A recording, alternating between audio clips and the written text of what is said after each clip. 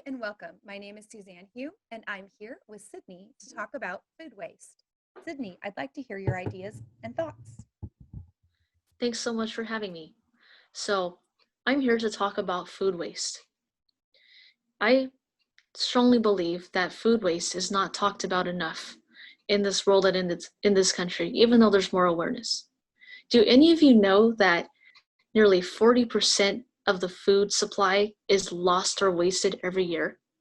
That equals up to a whopping over 96 billion pounds of food every year, which is equivalent to approximately $165 billion worth of food lost every year.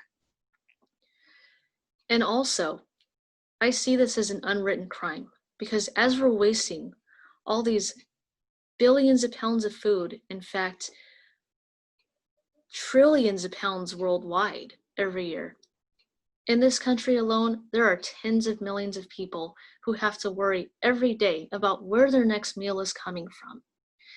And like I talked about in my video regarding systematic and environmental racism, well, I've mentioned before that a lot of Black and Brown communities are unfortunately affected by poverty. So there's a good chance that this food waste and this hunger gap could also be affecting communities of color more.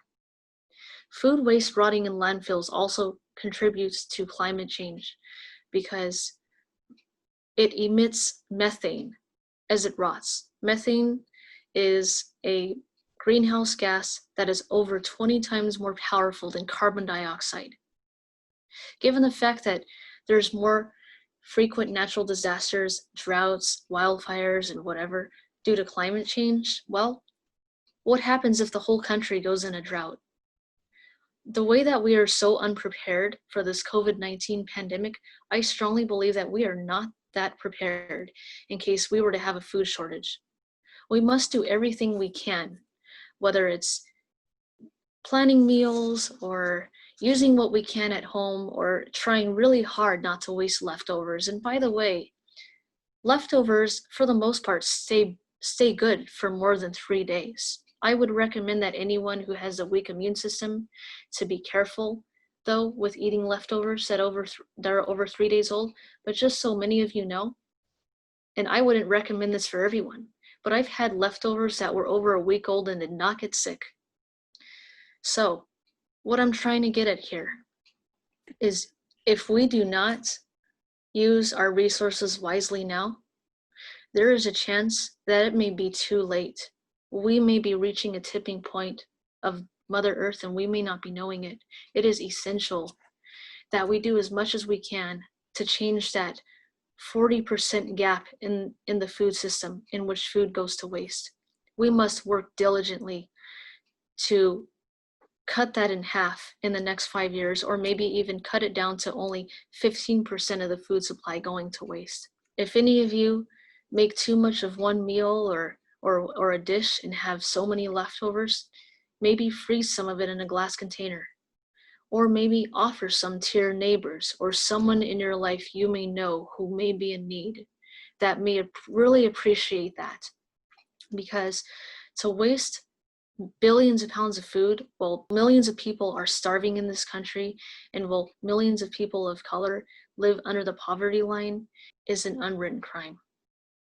So I would encourage anyone to stop and think about for a minute.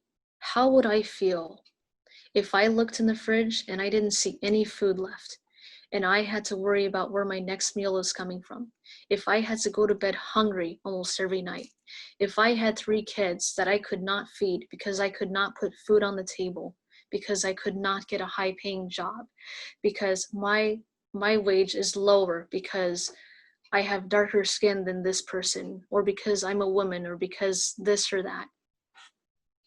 Also, we must encourage restaurants and grocery stores to donate surplus food that is not sold.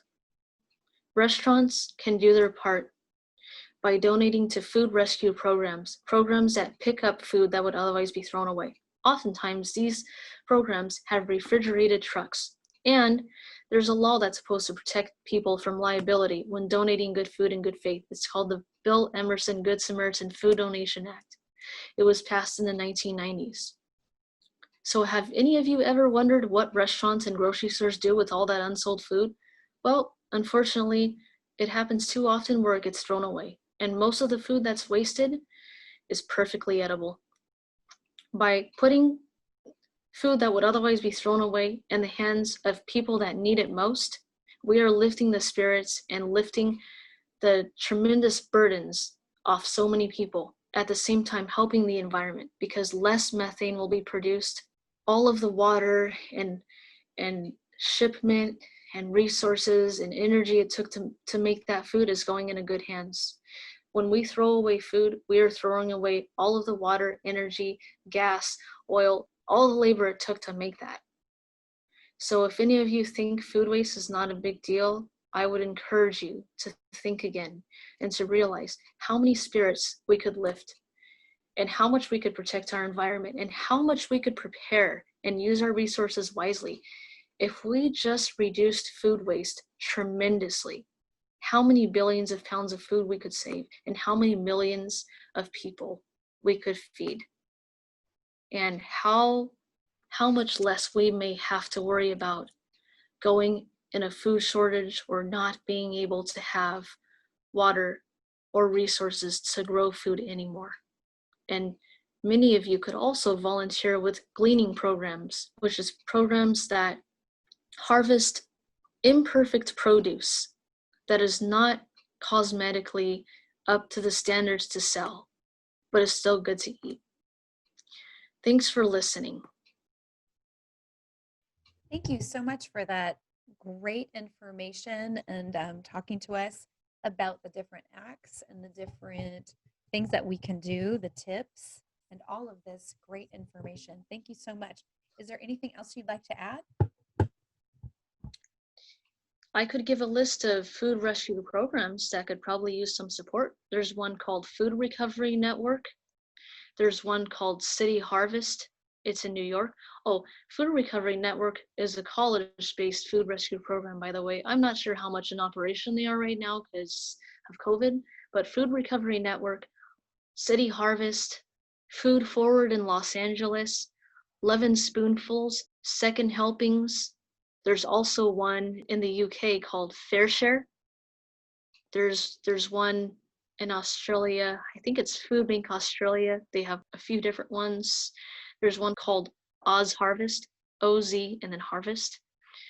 And also there's one in San Diego called Harvest Crops. It is like a gleaning organization. It's the word harvest. And then crops is all in capital letters. So if any of you want to make a donation to any of those right now or research food rescue programs, I'm sure that it would be greatly appreciated. Thank you so much for all the resources. So we will have a list of those resources that Sydney has mentioned on our website, cleanearthforkids.org. You can go to Team 6 and click on Team 6 and scroll down and find a list of the resources that Sydney has mentioned today. Thank you so much for listening. And thanks for Bye-bye. having me. Yeah, thank you.